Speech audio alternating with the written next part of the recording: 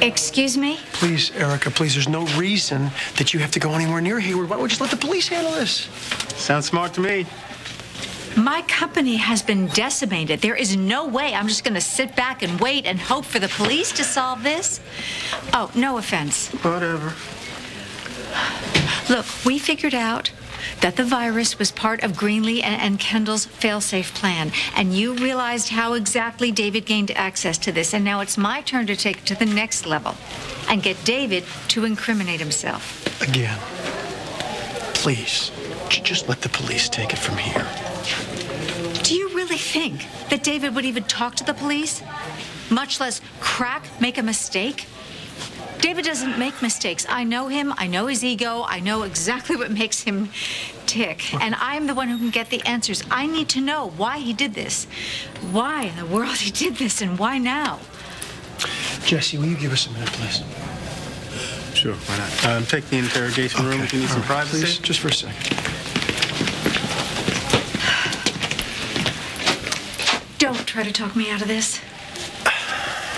Look, Hayward's in a corner, right? That makes him even more dangerous than he already is. David is gloating. David is smug and superior. He feels so smart because he brought Fusion down for now. But in spite of all the evidence we have against him, there is nothing to make it stick.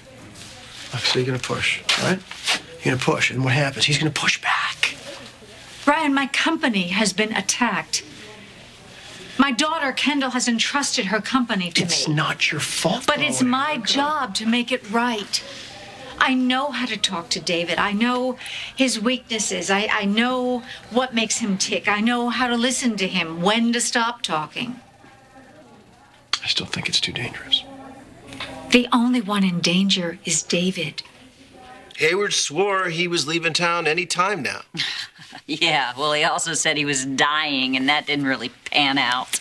Well, David isn't done. It is as plain as day. Oh, why shouldn't he be? There's nothing more. There's nobody left for him here. Why shouldn't he do exactly what he says he's going to do? Pack up his wicked, take it on the road, and find some other town to torture. Preferably on the other side of the planet.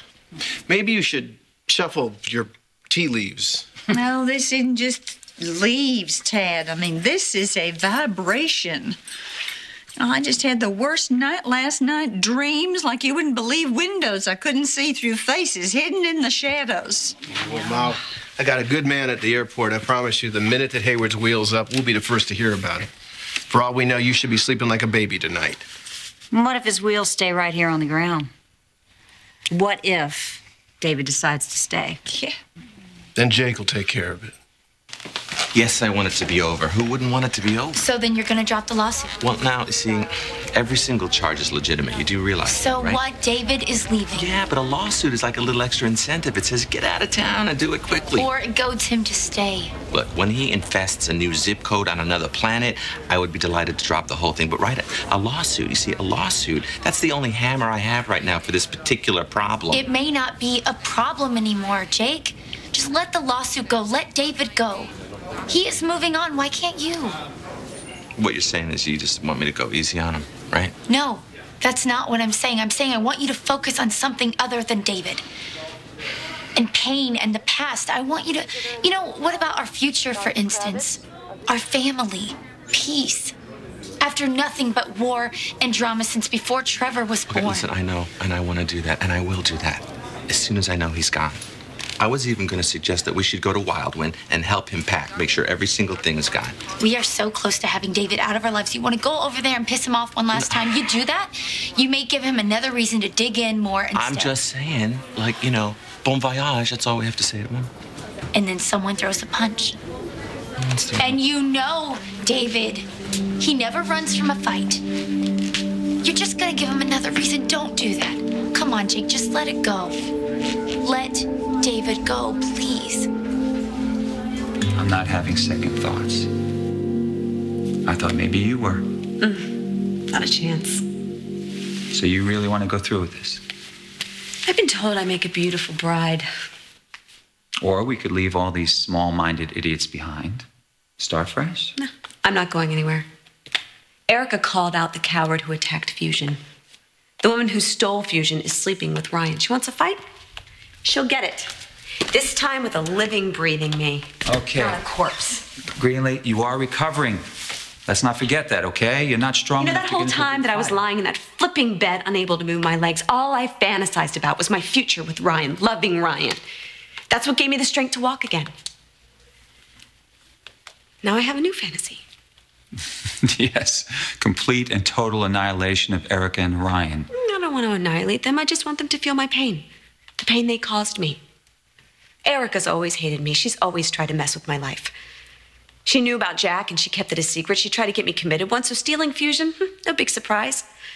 And now she's trying to play some sort of Earth mother with her Miranda centers, but I'm going to out her for the selfish bitch she really is. And what about Ryan? Well, before he slept with my worst enemy, he slept with my best friend. The same night they identified my body. You call that a mourning period? All this time I dreamed about coming back to a man who had forgotten about me. Ryan is a fool. No, he's not.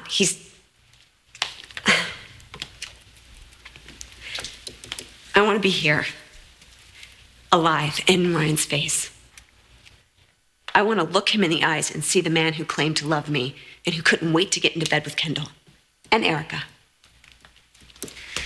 You sure this is all worth it? I've got nothing left but payback. And I'm going to get it. With your help. It's not going to be easy. Since when do we ever do easy? Maybe there's been too much pain. You cannot be suggesting I take the high road. You? This whole town has treated you like crap. Yes. And I've made a lot of enemies. Oh, so you're going to run away because nobody likes you? Nobody's ever liked you, and that never bothered you before. You have to stay and fight. And what if I'm not interested in payback? What about justice? For what? You deserve a life with your daughter. Marissa doesn't want anything to do with me. So stay and fight for her. I'll help you.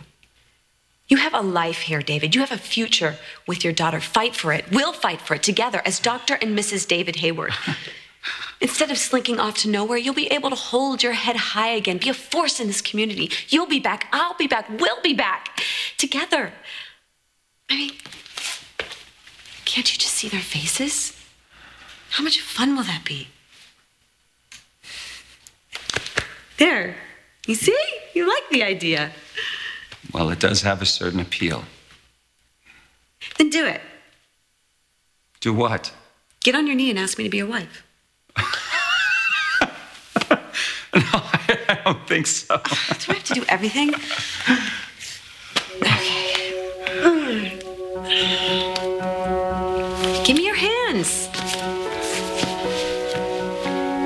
Will you, David Hayward, the most conniving man I know, marry me, the most willful, determined woman you've ever met, so we can set this town on fire and reclaim it as our own?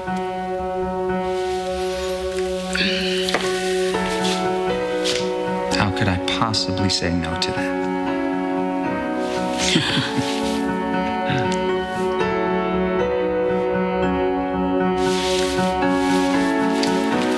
So now that the proposal's over and we're enjoying our engagement, let's plan the wedding. I assume you already picked a date? Valentine's Day. 1 year since I died. 1 year to the day.